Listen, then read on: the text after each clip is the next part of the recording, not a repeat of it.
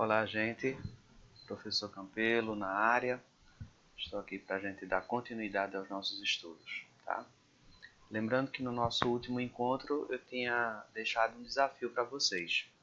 Queria que vocês relembrassem e conferissem aquele que conseguiu fazer para a gente verificar como vocês estão no estudo de vocês aí, fazer uma avaliaçãozinha rápida, tá certo?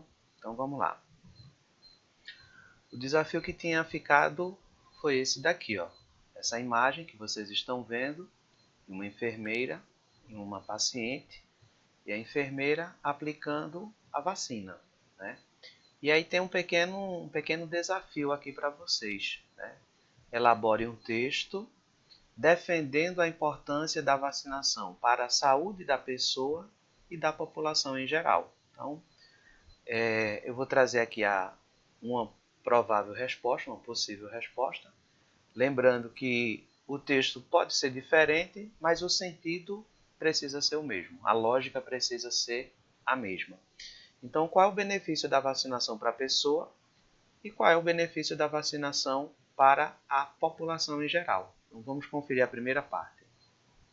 A primeira parte é essa. Vacinas são substâncias que possuem como função estimular o nosso corpo a produzir imunidade, a fim de nos proteger contra determinada doença. Então, quando você toma uma vacina, essa vacina estimula seu corpo a produzir anticorpos, e quando esse antígeno, esse corpo estranho, aparecer no seu organismo, ele já está preparado para te defender. Então, você não chega a ponto de adoecer. Essa é a vantagem da vacina, ela previne as doenças, certo?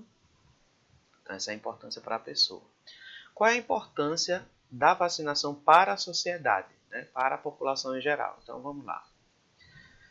Ao se vacinar, você também está ajudando toda a comunidade a diminuir os casos de determinada doença. Se a gente pensar numa doença que tem um grau de contágio, né, um grau de transmissão que é variável, isso vai impactar na sociedade, na população, uma hora ou outra. Quanto mais contagiosa for essa doença, mais rápido a população vai ser atingida.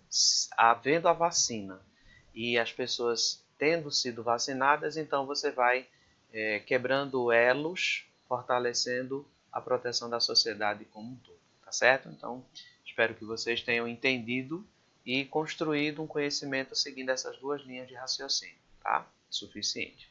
Vamos continuar com os nossos estudos de ciência, e agora a gente vai tratar de uma continuação do nosso tema sobre micro-organismos. Nós vamos falar um pouquinho sobre bactérias. E para falar um pouquinho sobre bactérias, a gente precisa conversar um pouquinho sobre pandemia. Dentro do estudo de saúde pública, existem três palavrinhas que são muito frequentes: endemia, epidemia e pandemia. O que é uma endemia? A endemia ela é um quadro de doença que atinge uma comunidade, uma região, uma população, mas que já é típico daquele lugar, que já é esperado. Então, a gente já sabe que na região Nordeste, Pernambuco, Gravatá, é comum os casos de gripe, os casos de dengue. Então, isso são doenças já esperadas pelo sistema de saúde pública. Então, isso é uma endemia. Vamos pensar numa epidemia. Imagine que o número de casos de dengue tenha aumentado. Era esperado 1.000 casos e nós já estamos aqui com 6.000 casos. Então, mesmo a doença já sendo esperada, mas a quantidade, o número de casos se multiplicou, foi acima do esperado, então isso tomou uma dimensão epidêmica, acima do que se esperava. E uma última situação é quando você tem uma dimensão continental, uma dimensão global, pandemia. E vocês já estão acompanhando nos noticiários a pandemia do coronavírus, na verdade? Então, é essa ideia, quando você tem uma dimensão global, uma dimensão continental, atingindo grandes proporções. Na história da humanidade, nós já temos outras pandemias que podem ser registradas. Eu quero conversar com vocês sobre algumas pandemias importantes que a humanidade já conheceu. A primeira delas é a chamada peste negra, tá? A peste negra, ela, um pouquinho de história aqui para vocês, ela surge, ela data do século XIV e foi uma pandemia de grande proporção para aquela época. Para vocês terem ideia, o número de mortes foi estimado entre 75 e 200 milhões de pessoas que perderam a vida, tá? Por que esse número ele oscila de 75 a 200 milhões? Porque, diante de um quadro de pandemia, o registro, de fato, ele não corresponde àquilo que realmente aconteceu, né? Você tem uma margem de erro muito grande. Então, vai por um estudo de aproximação, por um estudo, né, de mais ou menos valores aproximados, tá? Vocês podem observar aqui o rato negro, por isso que foi chamada de peste negra. E tem uma curiosidade importante. Ao lado da imagem do rato, vocês estão vendo a imagem da pulga. E a pulga, juntamente com o rato, transmitindo essa doença por meio de uma bactéria, né? A bactéria que é o agente causador dessa doença, por muito tempo ficou levando a culpa, né? Mas, assim, estudos recentes têm levantado um outro questionamento.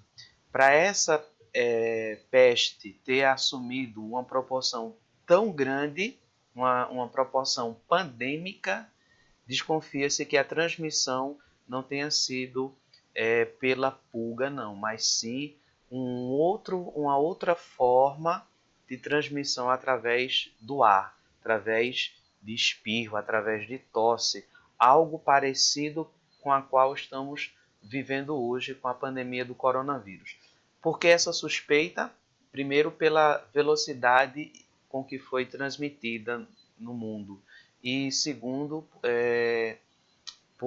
pela forma como atingiu as pessoas, né? Então a gente tem, os estudiosos têm algumas evidências de que essa peste negra não tenha sido realmente através da pulga, né? Suspeita-se disso, tá? Fica a título de curiosidade aqui para vocês. Tem uma outra pandemia que foi muito importante também. Essa daqui não é uma pandemia de natureza bacteriana, tá? Ela é uma pandemia de natureza viral. É a famosa gripe espanhola, que na realidade, se você for pesquisar um pouquinho, ela não aconteceu na Espanha, né? Existe um motivo para ela ser chamada de espanhola. Segundo os pesquisadores, o mundo todo estava querendo omitir o surto, essa doença, essa pandemia. E a imprensa espanhola, tudo indica que tenha sido a única que veiculou as informações de maneira mais verídica, mais correta. Então, por isso que ela ficou conhecida como gripe espanhola, como se fosse o país da Espanha que tivesse criado, né, inventado, produzido essa doença. Vocês podem observar aqui essa imagem, é um grande galpão e aqui você visualiza os pacientes, as macas, os profissionais de saúde. Hoje essas cenas elas se repetem no nosso país, em outros países. Isso se torna um hospital de campanha. É um hospital que vem dar apoio a uma situação de pandemia. Lembrando que a gripe espanhola ela é originada a partir de uma variedade do vírus da gripe, que é um influenza. Influenza é o nome dado ao vírus da gripe que a gente tanto conhece, né? No passado se imaginava que era uma influência que os astros traziam e atingia as pessoas, né? Era uma época de pouco conhecimento científico e as coisas eram explicadas de forma mística. Então, por esse termo, por esse contexto, recebeu-se o nome de influenza. A gripe espanhola, ela estima-se que tenha tirado a vida de 40 a 50 milhões de pessoas, tá? E nessa época, né, início do século XX, 1918, ela foi responsável aí pela dizimação, pela eliminação de um quarto da população mundial. E uma última curiosidade aqui, nós tivemos um presidente, tá, que foi vitimado pela gripe espanhola na época. Vocês podem visualizar aqui a imagem do presidente do Brasil, Rodrigo Alves. Ele perdeu sua vida em função dessa pandemia da gripe espanhola, ok? Bom, diante da ideia das bactérias, dos vírus, das pandemias, uma coisa muito interessante. Nós temos aqui o princípio de que os germes são os grandes responsáveis por causar doenças. Naquela época não se tinha certeza, né? E aí a gente vai relembrar um pouquinho dessa história. Aqui a primeira imagem, vocês estão observando, é de um médico, um cientista chamado Ignaz Semmelweis, finalzinho do século XIX, 1874, ele desconfiou de que algumas mães que deram à luz sofriam febre e podiam perder a vida em função de um processo infeccioso. E ele começou a fazer um estudo, fazer observações e tirar conclusões. O que ele conseguiu perceber? Que as mães que tinham seus filhos, né, que tiveram o nascimento do filho, tiveram um parto realizado por médicos, e esses médicos tinham saído de salas de autópsias, ou seja, mexido com cadáver, elas tinham uma chance maior de morrer. Havia um número maior de pessoas que perdiam a vida nessa situação. Já quando essas mães davam à luz com auxílio de uma parteira, o número de mães que vinham ter processo febril, processo infeccioso e a óbito era muito reduzido. Então, a partir daí, ele começou a perceber que o simples fato de você lavar as mãos já era suficiente, já contribuía expressivamente para evitar esse número de mortes. Então, é um pouco da história que acontece aí com a descoberta dos germes, a relação dos germes com a saúde, no momento onde a ciência ainda não tinha tanto conhecimento do mundo microscópico, né? A gente estava avançando ainda nesse caminho. E esse médico teve essa contribuição importante.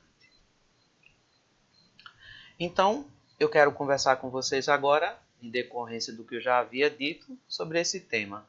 Bactérias também mudam nossas vidas. Não apenas os vírus, mas também as bactérias mudam as nossas vidas.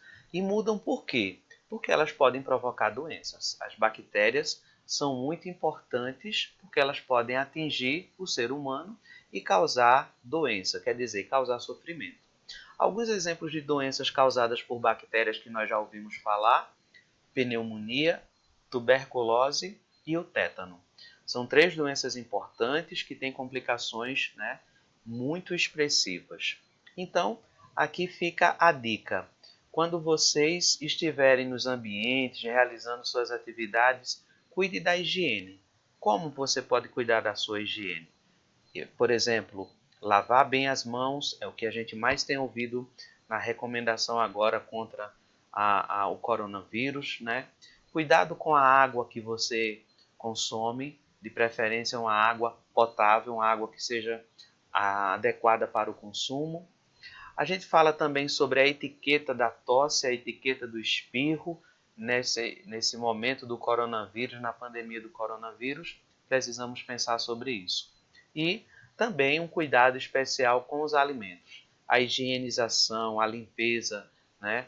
Já, se você for consumir um alimento in natura, um alimento que não vá passar pelo processo de cozimento, é muito importante que você faça a higienização desse alimento, tá certo?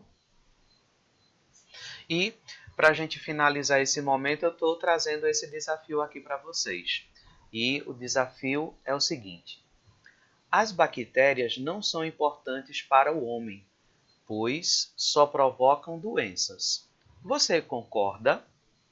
Justifique. Esse desafio vai ficar para vocês realizarem durante a semana, onde vocês terão tempo de pesquisar, conversar com alguém em casa, tirar suas dúvidas e no nosso próximo encontro voltaremos a falar sobre esse desafio de vocês. Quero agradecer a cada um de vocês que nos acompanhou até aqui. Já deixar o convite, né, para o nosso próximo Papo de Ciências e fazer a recomendação que vocês continuem estudando em casa, né? Mesmo separados pela pandemia, mas nós estamos unidos pela educação, tá bom?